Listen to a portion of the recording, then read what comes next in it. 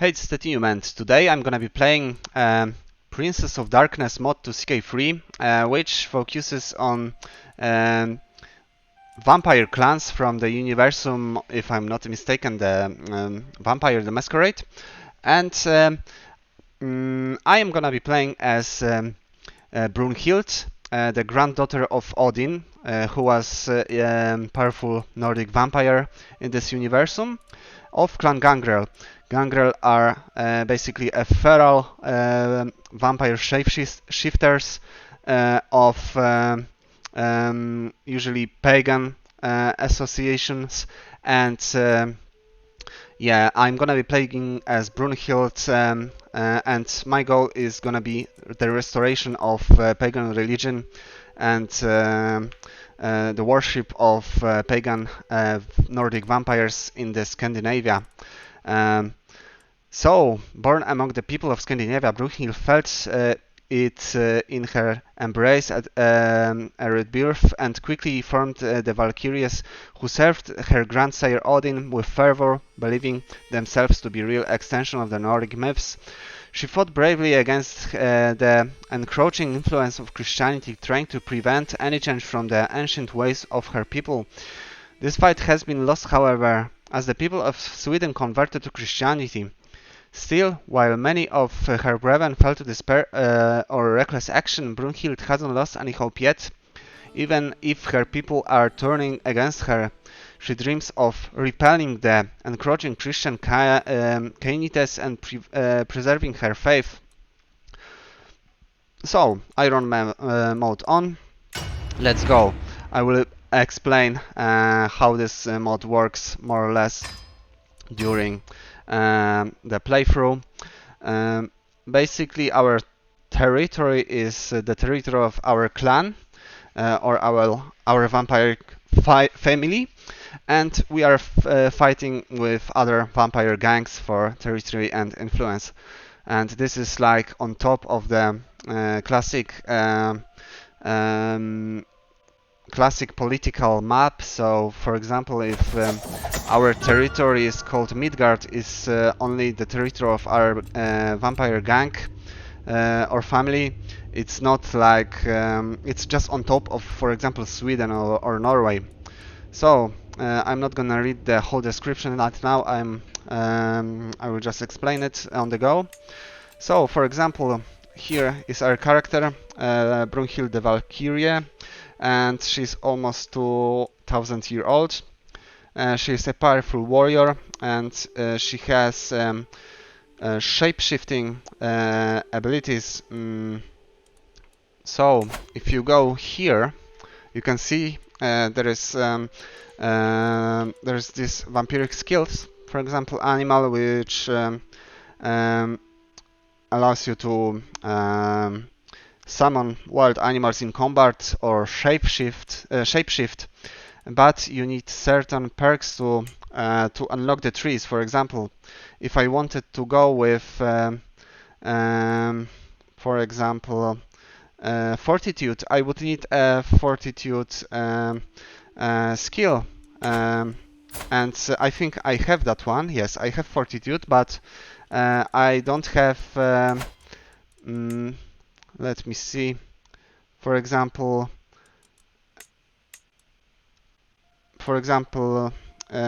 vicissitude skill. I don't have it, so I cannot progress in this tree even if I had points. And I can learn new skills by finding powerful vampire teachers or by devouring souls of other vampires. But for now, I will go with standard stewardship because I would like to increase development in my homeland a little bit. Also, I will build here a princedom building, which increases development. And this land is all of Swedish culture, but I, as a pretty old vampire, have the Old Norse culture. So I will either have to convert it to Old Norse or I will have to convert myself to Swedish, and I will go the simpler way and become Swedish. And Yeah, what else? I can negotiate some alliances with members of my family, which I will do at the moment. Also, our goal is to fight Christian vampires. Here, for example, we have one younger Christian vampire, and I can use certain skills on him. I cannot bloodbound him, I cannot hardify him because I don't have enough influence on him, but I can make a scheme to devour his soul and drink his blood, which will grant me possibly all of his skills and strength. So I will progress with this. It will take 3 years, and you can see our grandfather Odin is an actual vampire, but he is in a deep vampiric sleep, so he is not active at the moment. I would have to find his hiding place to wake him up if I succeed. So I'll start looking for him. It will take 8 years to find his tomb, and in the meanwhile, there will be a quest chain for me to take control of Midgard, because right now it is controlled by my vampiric father. And let's go with the quest line. By the way, here I can I have 2 bars. One of them is masquerade, so how exposed I am. If I get exposed, I will get inquisitions trying to kill me. And here is the blood hunger, which is, well, my blood hunger. Ragnarok, long gone from the mortal minds. The Norse faith still exists for vampires in Scandinavia. Its proponents, the fierce Einhjar, cling to their beliefs, but hope is fading fast. The Allhide, Werther, and the leader of the Valkyries, Ulfsdottir, have retreated into depression near Torpor. Some continue the fight though, like Brunhilde and Valbjork, Crooked Eye, trying to destroy the invading Christian vampires led by Harestad Getz. One glimmer of optimism for the Einhjar is that the newcomers are hardly a unified bunch, squabbling amongst themselves, most notably in Denmark, which is divided between 3 pretenders. In the northern wastes, a band of callous furors calling themselves the Bar Sinister have staked a dubious claim on the barren land. Be the new allies or foes, the last battle of the Norse is drawing near, and the Cross seem like the clear favorite once again. Yeah, so we will have to fight the Christian invaders, and here we are defining what type of vampire we are, and what attributes do you utilize for the hunt. So either violence, charm, deceit, knowledge. As a warrior Valkyria, I will be utilizing violence for hunting, and here are 2 possible types of violent vampire. So Ali Cat, which hunts mortals with violence, or Extortionist, which finds weak humans to drink their blood. Actually, the Extortionist gives me a little less prowess, but it increases my intrigue, and also gives me access to the domination skill tree. So I will go with Extortionism.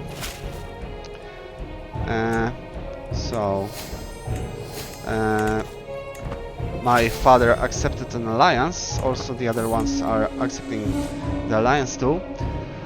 Your story so far, Lady Brunhilde, Einhjar are dying, your faith is being replaced by the White God and his followers, and your brethren are given up hope. Werther himself, the one chosen by Odin to lead you in this troubled times, seems close to the breaking point. You must act.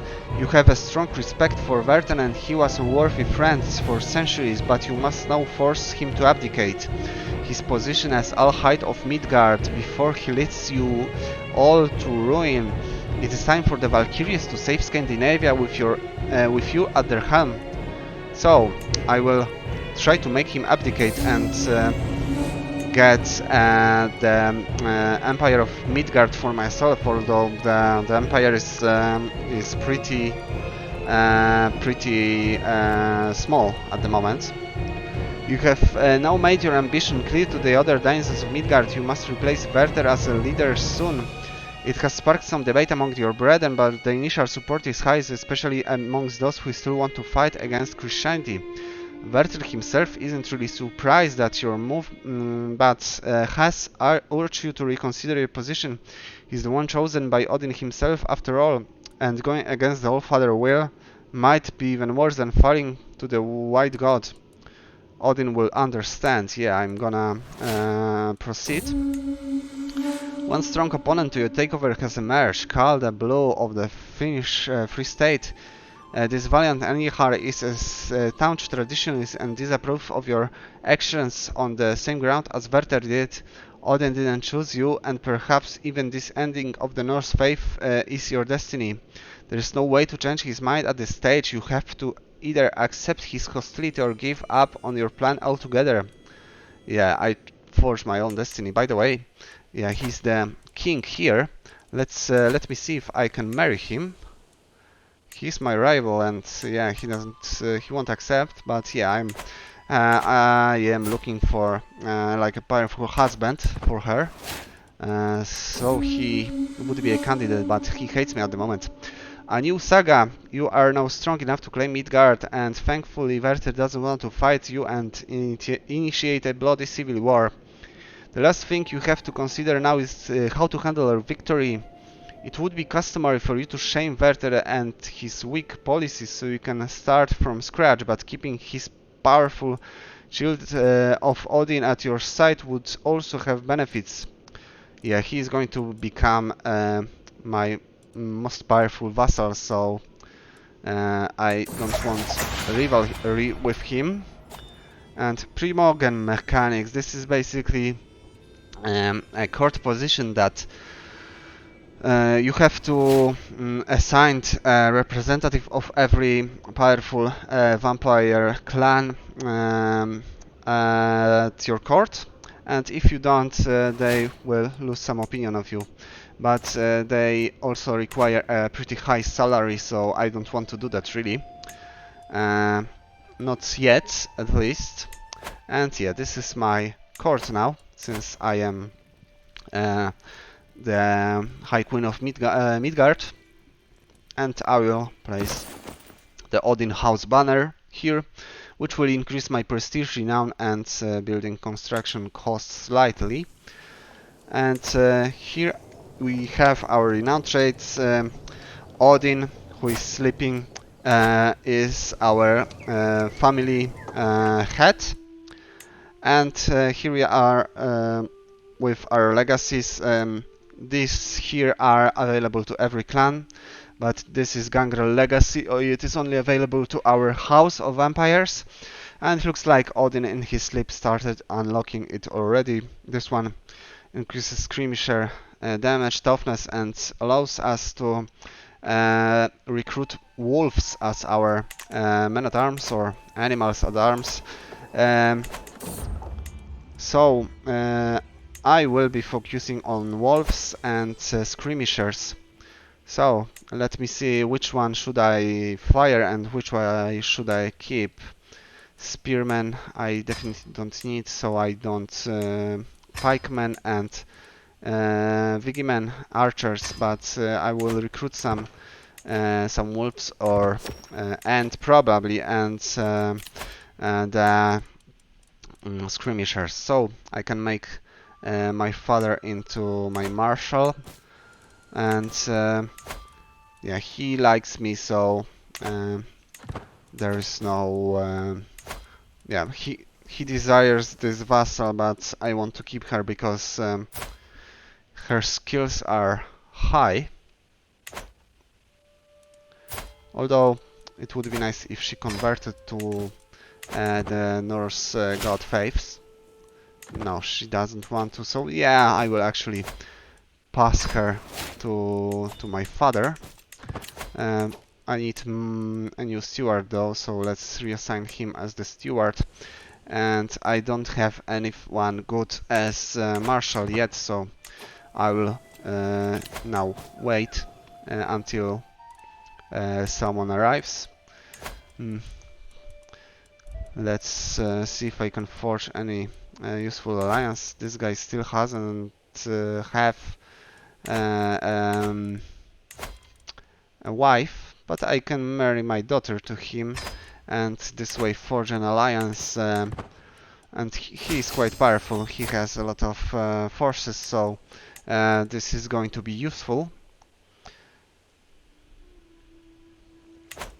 And let us proceed with the quest line. We should have some more events still. Also, in a moment, I will start recruiting probably the wolves and then attack some of the Christian vampires in the south. Your daughter pack membership is your new player. Yeah, I have to elect my player, but it's not urgent because my character is immortal and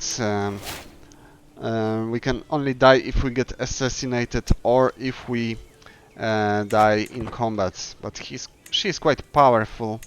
Also, I have an artifact which increases my prowess by 10. So there's not a big chance that we are going to die in combat. Obscurity of the Midgard. I cannot deny that my beloved empire, the Midgard, has fallen and fallen far. I barely control any of its traditional territories, a mere shadow of itself. My empire is slowly but surely fading into obscurity. I just need more time, so I'm gonna lose 2000 prestige.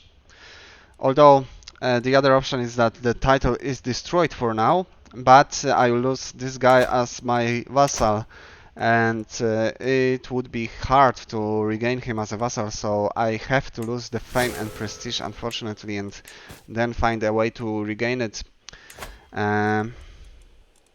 So the other daughter also can marry someone.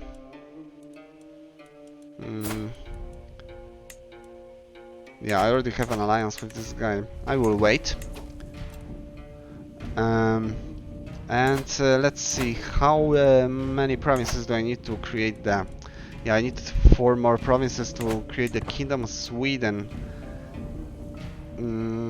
So first I would need to start some war in the south. And I will soon. This is Legacy of Matsunta. Light cavalry damage. That's useful because the wolves are classified as light cavalry, so I will be mostly using them for now.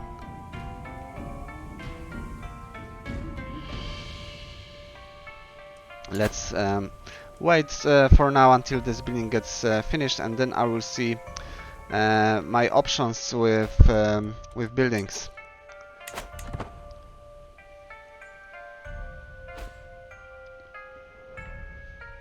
I played this mod a little while, but I'm not an expert in any case, so there is a lot of stuff that can surprise me during this let's play.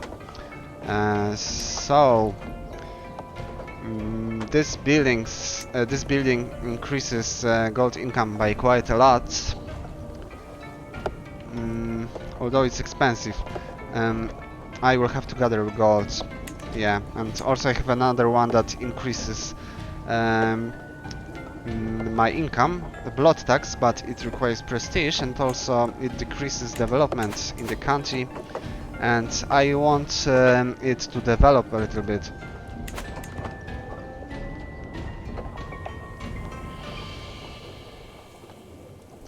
So I think I will gather some gold for this building, influencing the merchants building, and it grants me a lot of tax, but costs a little bit of popular opinion. Popular opinion is not that bad. So, Ulf's Hall. A report has come back to you that the legendary Ulf's Hall has been found. The small island near Norway allegedly contains the treasure of the famed Valdermen, the Norse rune mages. Their time is long gone, as the Christian god has swept away their faith in the continent. But it seems a small couple of them still clings to the hall, protecting what might be quite a treasure cache. given the power they had in centuries past. What will you do with this information? Time for a raid, I say. Yeah, let's get this treasure.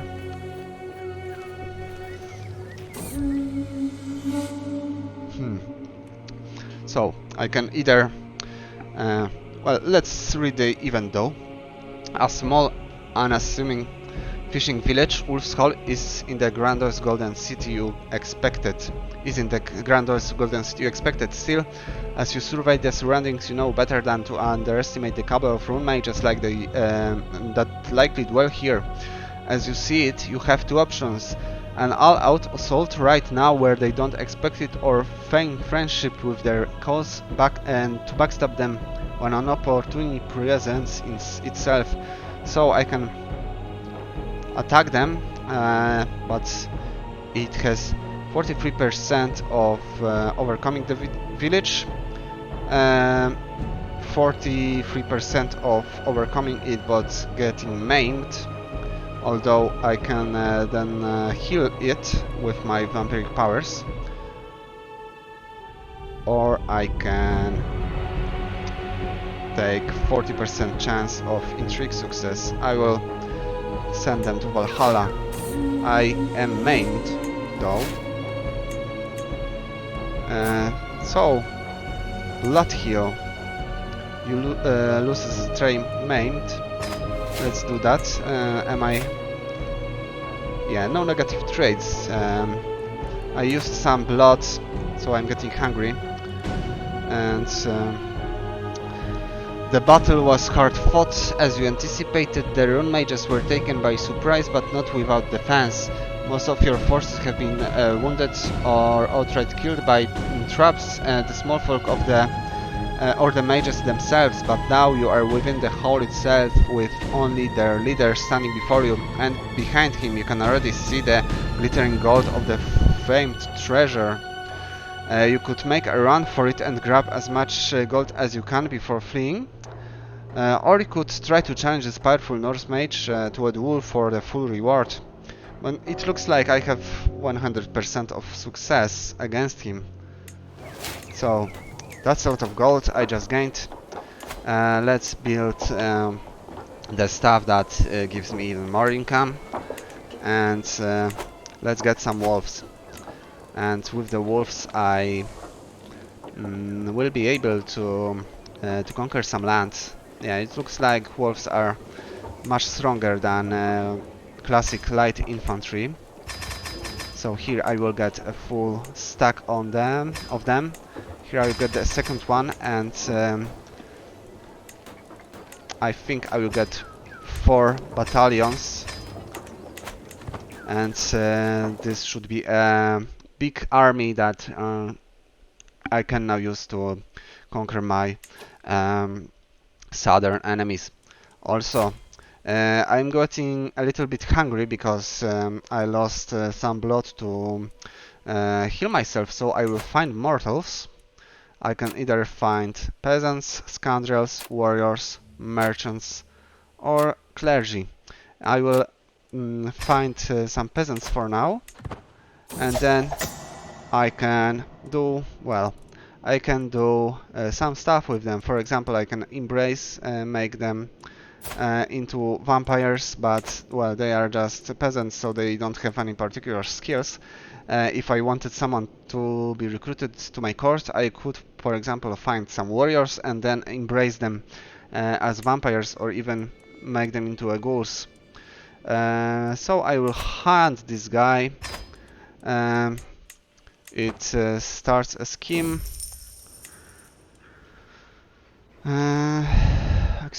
Accusation of witchcraft. I will actually take the stewardship lifestyle, although it looks like hunting for that guy cancelled the quest to eat the soul of this dude, so because I can only have 2 schemes at the same time, so I will keep hunting for him and then restart the quest for one of the southern vampires to be eaten by me. This guy is also quite powerful, and he's an enemy. He has another religion, so I will have to get to him eventually anyway. Let's see if I can assign someone as a marshal. I have some champions, but no one good enough for the function. So yeah, the wolves are ready, and I will actually increase that stack to full, and the rest of gold will help me to build some buildings, basically. I can form an alliance with this lady. Yeah, she's a vassal of my vassal. She's not too powerful, but I'll keep her. Also, I think we can raid with our wolves. And who should I raid? It looks like the south of Sweden is developed enough to be raided. I don't even have to go to Germany. And Germans vampires are, well, they have a lot of armies, so yeah, here we have the hunt for this guy. I tracked him. I took the first bite, and he comes to the kiss. How much blood do you want to drink? Just a little sip, but it won't saturate my hunger. Take a drink, you'll be weakened by fine. Take a lot, wounding him, or take it all, killing him completely saturated the hunger. There's a small chance that the masquerade will be exposed, but it didn't get exposed. So now we can raid the Christian vampires, and yeah, we should be okay with gold. I need to focus on the prestige now. Yeah, they are not even reacting because my army is so much bigger. Let's take almost everything. Capture skilled slave. Yeah, sure, capture the skilled slaves so I can increase development in my country a little bit. Also, in this mode I cannot use my steward to increase development, so it's kind of balanced that way. I only can get development through buildings or events or the natural growth, or maybe some stewardship skills, for example, or learning. So yeah, after this last holding, I'm gonna go back. The dastardly Valkyrie. The last work of my son-in-law, Lord Carr, has become all the rage at court of late. The piece is derogatory, inflammatory, and dedicated to specifically to me and unique band of incompetence and incontinence. The idiot of Midgard. Yeah, I can get some prestige with this road, so I gained a little bit of prestige. Let's return to our own land and take the golds back. Also the prestige. Right now I am disbanding them, and I will write soon again anyway. So I'll now raise a runestone. My ascension to the throne of Midgard. Helsingland would be a good place, so that's more prestige. We are already looking okay on the prestige. And by the way, maybe I should go on pilgrimage, and I can, for example, rebuild the temple of Uppsala, but it costs a lot of gold and a lot of prestige, but I will need it to finish the rebuilding of Midgard. For now, I'm gonna upgrade the influencing the merchants building, and maybe I'll go on pilgrimage actually. Yeah, let's go. Where should I go? yeah, let's go to Uppsala. It's quite cheap. Ah, yeah, I forgot something. I have to yeah, I have to eat some vampires, so let's try to eat this guy. Got lost, but health, negative health modifiers don't quite do anything to me.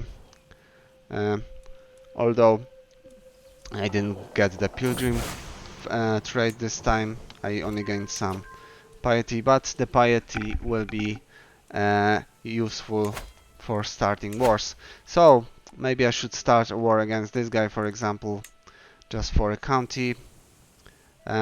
He's not too strong, so I can just go straight to his territory and